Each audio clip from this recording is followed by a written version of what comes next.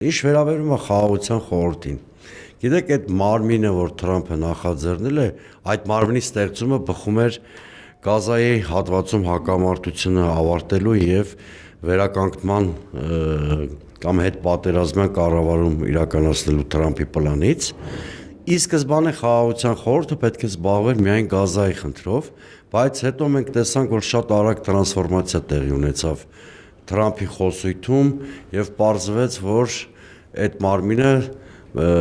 գուցե հետո զբաղվի նաեւ այլ հակամարտություններով։ Այդտեղ հրավեր ստանալն էլ շատ մեծ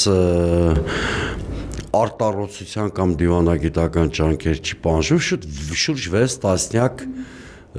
պետության էր ուղարկել հրավերը, ընդ որում այդ պետությունների մեջ կային թե ազդեցիկ երկրներ,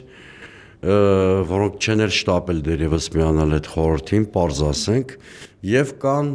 պակաս ազդեցություն ունեցող երկրներ, այնպիսիք, որոնց այդ խաղաղության գործընթացի շրջանակներում անցած տարվա ընթացքում Թրամփը շփվել է։ Այդ կոնտեքստում էր հատկապես Նիկոլ Փաշինյանի հրավիրումը, իսկ այստեղ շատ մեծ բան դիվանագիտական